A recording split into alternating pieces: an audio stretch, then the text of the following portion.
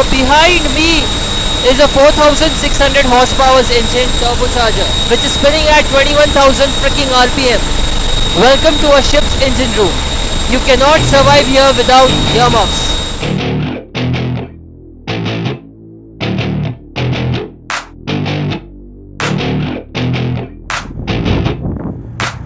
Growing up in Cali, yeah, you know I love the weather. Limelight hit 'em and you know I handle pressure.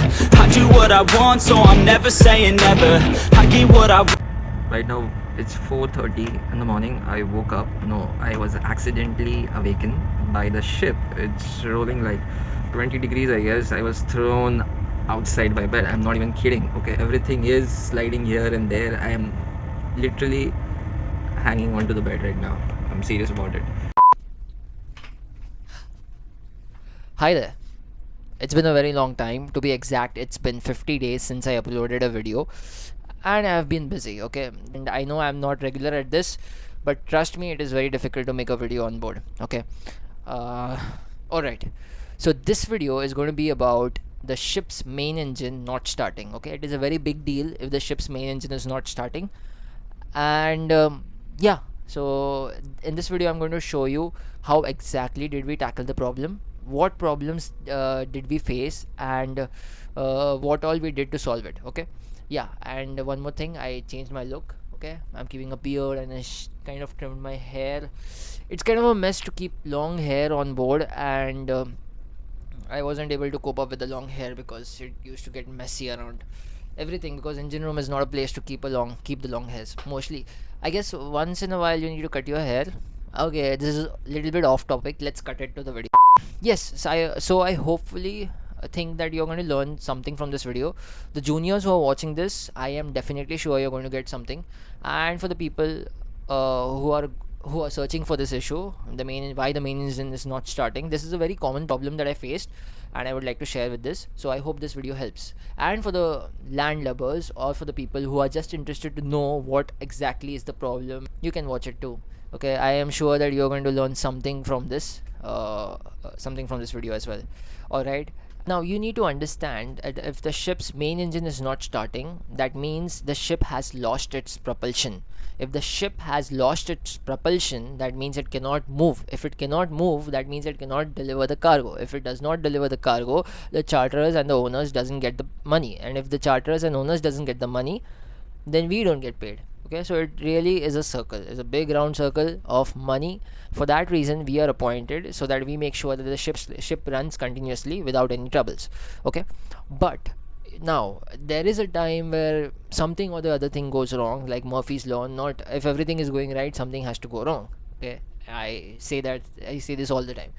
Okay, so and it's kind of, and it's machineries. Okay, so we don't know when it's going to fail, but what we can do is we can maintain it properly so that it doesn't go out. Okay, going off topic again. So what was the problem exactly in the main engine? For that we need to go down to the engine room and I'm going to show you around what exactly was the problem, where exactly was the problem, how did we solve it, how to trace the system, how to identify what exactly is the problem. Okay, and that was too much.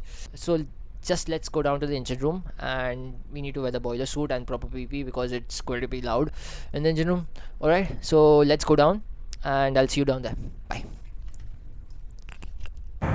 Before that, let's eat food. Seems like everybody ate except for third officer, and this is me. Let's see what we have here.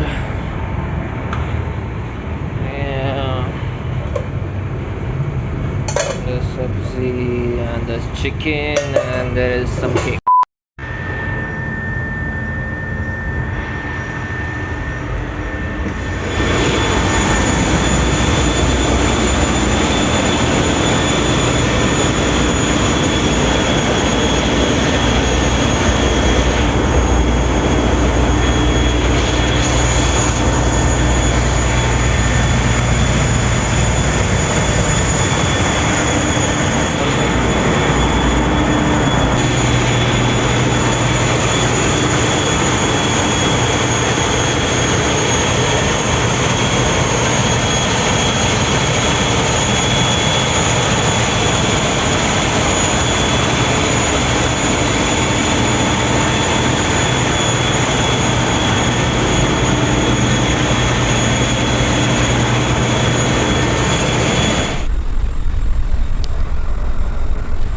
Hi and welcome to a ship's engine room. This is ECR, aka engine control room. And before we begin further with the problem, I would like to tell you the scenario that day what had happened. Okay, so we were anchored at New Plymouth in New Zealand, and as usual, we were told that the pilot is going to be there at 12 o'clock. At about 12 o'clock, okay, and we got this information around 10:30 or so. So as usual, we started preparing the engines because we don't want anything to go wrong, but that's not the case here, right? All right, so as we were preparing the engines, everything was prepared basically, and then we had to try out the engines. So while trying out the engines, we noticed that the engine is not starting ahead, but it is starting in astern direction. We tried to give 2 or 3 air kicks, but the engine was not starting. Now this is a big issue, so chief was told about it, and the crew was also told about this. Everyone, including the engineers and the crew, came down to the engine room, started diagnosing the problem, and after a while we found out that we had a problem with the air distributor. As we know that the engine is not starting in ahead direction, but it was starting in astern direction. The obvious thing to try out is the local maneuvering, and we did that. So we went down and we started trying out local maneuvering. Same thing, no luck. It was starting in astern direction, but no, it was not starting in ahead direction. So we started diagnosing and we started troubleshooting and attacking the problem, like what could go wrong, and that we obviously started by looking at the line diagrams and started tracing the walls. For that, we need to go and look into the maneuvering or starting air diagram. Okay, so let's go and have a look at the starting air diagram. So let's go to the maneuvering diagram, and so this is the maneuvering diagram of the main engine, or the starting air diagram as you know it.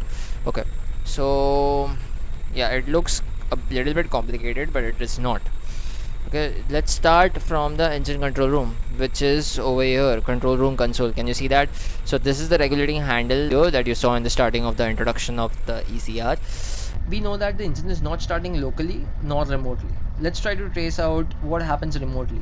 Okay, so once we give the start signal, the limit switches are activated, which is LS5 and LS6. Okay, and the start signal is further sent down to the direction control valves. These are all the direction control valves. Okay, the valve number 90 is dedicated to start solenoid. Once the solenoid is actuated, the 7-bar air which is waiting in the start solenoid has a clear path to go ahead, and once it has gone ahead, it goes to the check valve 31, and then it is going to the valve 33 ahead. Okay, now the valve 33 is actuated when all the interlocks are met. Okay, once the interlocks are met, I'll talk about the interlocks later. The air goes ahead and it actuates the valve 26. Now once valve 26 is actuated, the 30-bar air is released to the starting air distributor and to the starting air valve. Okay, now as we know that the engine is starting astern direction, that means there is no issues in the start line. Now there is issue in the ahead direction, so let's trace ahead. Now valve 86 is dedicated to ahead direction. Let's trace that. It goes to the check valve, and then it goes to the valve 10, which is dedicated for ahead. Once valve 10 is actuated, it is the air goes two ways. One is the reversing mechanism, and another is to the starting air distributor. Now the obvious thing to trace is the starting air distributor, because the engine is not starting in ahead direction. Okay, so the first doubt was the reversing cylinder 57 that you can see near the starting air distributor, right? That is there. Okay, so we tried to overhaul that, and you can see the 2 limit switches over there, astern and ahead, S88 and S77. I'll talk about those, but remember that proximity switches, not limit switches, proximity switches. So my bad. So we went down and we checked the reversing cylinder. So let's go down and I'll show you what exactly happened over there. Okay, so now let's go down to the main engine, and I'm going to show you the reversing cylinder and the air distributor's connections. Okay, so let's go. Alright, so now here you can see the air distributor. This is nothing but the air distributor, and there are various connections to it. Let me explain you this. Okay, so there are 5 individual pipes coming out from the air distributor, 1, 2, 3, 4 and 5. Now okay, so these pipes are going to the individual units of the main engine. Now there is an air inlet connection, which is a 30-bar air supply, which is going to the individual units after the cam is placed in ahead or astern direction. Now what I want you to notice is nothing but the reversing cylinder, which is over here. Can you see the silver thing? That is nothing but the reversing cylinder. It also has an ahead and astern position mark on it. Okay, so we had a problem with this, and I'm going to explain you what exactly happened. Now let me just zoom in and give you a clearer view of what exactly this reversing cylinder is doing. Okay, so this reversing cylinders is moving the cam in a head and astern direction. You can see that boat like shape, that is nothing but the cam. You can see the markings of astern and a head on it. Right now the cam is in a head position, that's why it is tilted to a head side. Now this reversing cylinder is responsible to move this cam in either of the direction, that is ahead and astern position. Now the problem was that this cam was stuck in astern position. Okay, so and this reversing cylinder was not able to pull it back to a head position. That's why the main engine was not starting in a head direction. Now what I want you to notice is the proximity switches. This is for ahead and that is for astern. Now the proximity switches are responsible to sense the piston which is inside the reversing cylinder, whether it's in ahead position or it's in astern position, and give signal to the controller if the cam has moved or not. Now can you see the valve 10? Now forget about the proximity switches, now see the valve 10. Now in the maneuvering diagram, valve 10 is responsible for ahead motion, right, ahead movement of the cam. Now what we did was we removed the connections of the ahead position of the ahead valve and checked whether the air is coming there or not. The air supply was present over there, that means the system before that is working fine. Now we removed the connections after the valve and checked whether the valve is having any problems or not. The valve was fine too. Now as the engine was already starting in astern direction, the other valve, that is valve number 11 in the maneuvering diagram, is fine. Now what we thought was that the reversing cylinder the piston inside the reversing cylinder might have worn off, so we removed the reversing cylinder, and in the process of removal the proximity switches on the reversing cylinder were disturbed. Okay, so I want you to keep in mind about these proximity switches, that the positions of the proximity switches were disturbed. Now after removing the reversing cylinders, piston, o-rings and everything, and assembling it back and putting it back into its place, we tried to give the signals to move the cam in a head and astern position, but still no luck, the cam wasn't ready to move. Now what we did was, you see that locking nut, we removed it and then we gave the signal to move it in a head and astern direction, and voila, the reversing cylinder was fine, it was working fine. So we got to know that the problem is with the air distributor. That was 100% sure. Now we started opening the air distributor and we found out something amazing. Okay, now I want you to see the reversing mechanism for the fuel pump. Okay, each unit has its own fuel pump and therefore has its own reversing mechanism. Here is the pneumatic cylinder of the reversing mechanism, which is responsible to move the roller in a head or astern direction. Yes, this engine uses roller shifting, so this reversing mechanism is used to shift the roller in a head or astern direction. Now you can see the proximity switches over here on the pneumatic cylinder, that is ahead and that is astern. So once the reversing mechanism shifts its position, the proximity switches senses it and sends the signal to the controller. Now there's a different way to see whether the roller has shifted in proper direction or not. So from the behind of the fuel pump, you can see the shaft, the roller, the shaft which is responsible to move the roller in a head or astern direction. It goes in and out. Okay, so there's a small indication behind the fuel pump and you can see that. Alright, here. So here you can see that the shaft, that pointy little thing is nothing but the shaft which is outside right now. That means that it is ahead. So that's how we figured out that the problem is only with the air distributor and not with the reversing mechanism for the fuel pumps. Okay, so right now what you're looking at is the air distributor cam. I'm just going to zoom in so that I could give you a closer look. Please don't mind the disturbance, this is engine room. Okay. Okay, can you see these markings ahead and astern? So this hole is where the linkage is attached, is where the reversing cylinder's linkages is attached. Okay, so this is where the reversing cylinder's linkages is going to be attached, and if we give astern signal, the reversing cylinder is just going to push it like this, and if we give ahead signal, the reversing mechanism is going to pull the cam towards the ahead side like this. Okay, now I want you to observe something. Okay, can you see the scratch marks? Can you see it? I'll just zoom in a bit.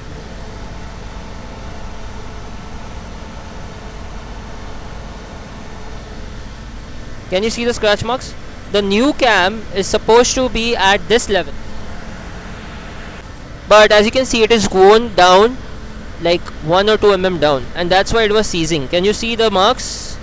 These scratches shouldn't be there. these scratches shouldn't be there. It should be smooth. It should be totally smooth. I wish I could have showed you the new cam, but it is installed and I can't remove the air distributor, otherwise chief engineer will kill me. Okay. Now you might wonder, how does this operate? So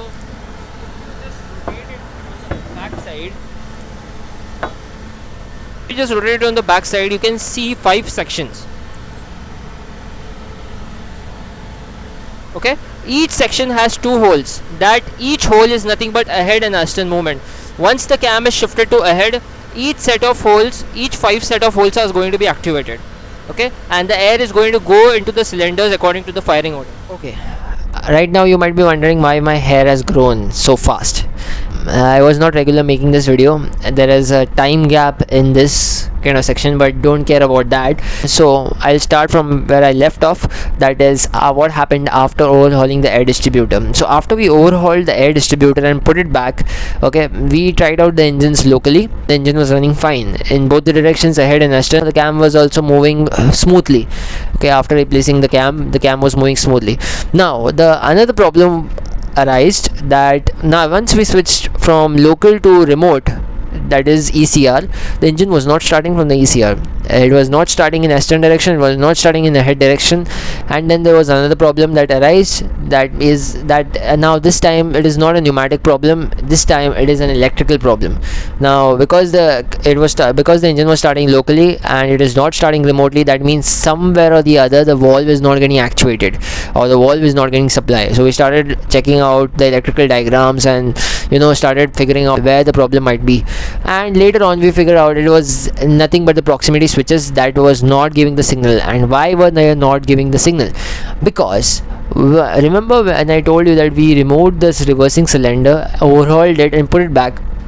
At that time the proximity switches positions were disturbed, and if you disturb those positions, the signal, these are very precise switches. Okay, so if you disturb them, it is not going to sense the position of the piston inside the reversing cylinder, and it is not going to give the signal ahead to the controller. Okay, so we needed to adjust those proximity switches according to the movement of the piston inside. Now as you know that the piston is nothing but it is going to move the cam in a head and astern position. What happens in local, so you might be wondering why it is starting in local manuring and not in remote. So because in local manuring the engine runs with minimum amount of safety. Okay, the engine starts with minimum amount of safety, but in the remote in the case of the ECR, in the remote case, the engine is equipped with total amount of safeties. Okay, so in this case the proximity switches are one of the safeties. Alright, so why? Because if the cam is not shifted in the head and astern position, it's going to damage the engine, the exhaust valve timing and all. It's going to be affected. Now what happened was, we started adjusting those proximity switches very precisely. How did we do that? With the help of a multimeter. And what did we check in the multimeter? We checked the resistance. As soon as the resistance becomes 0, that means the proximity switches are in make condition. That means they are closed with each other. Okay, so the current is going to flow. Once we found out where exactly it is making, we locked that position, and we did the same with both of the switches, ahead and astern switch, like I showed you before. And then the moment of truth, we all rushed to the ECR, and we were crossing the fingers that it will start and all, because we were continuously working for 24 hours. And it was kind of a hectic day that day. I mean, yeah, it was kind of a hectic day. It was fun as well because I learned a lot, and therefore to break the suspense, we gave the air kick, and voila, the engine was starting in the head and it was starting in astern direction. I talk too much, right? Yeah, but it was kind of fun. And the reason why I'm sharing this with you is because maybe in the future you might face the similar problem, and if you have watched this video, maybe it will help you or it will not. And for land lovers who have made this far watching this video, so the part must be gone over your head and it is kind of difficult to understand. I understand, man, because it is not the same background. Okay, but thank you so much for watching, and I will make another video, not on the problem. I'm trying to, maybe I'm not promising anything, but let's see. If I think that this video is going to, if I think any video is going to be helpful for the others, then I'll make it. Okay, so this is it. I hope you guys learned something from this video. Juniors and marine engineers, maybe not, but this is, I just wanted to put it out. Okay, so thank you so much and peace out. I'll see you in the next one. Bye. कुछ बोलना चाहोगे? नहीं, कुछ नहीं बोलना चाहता. थोड़ा camera के फ्रेम में आना चाहिए, कुछ बोलोगे? अरे यार ये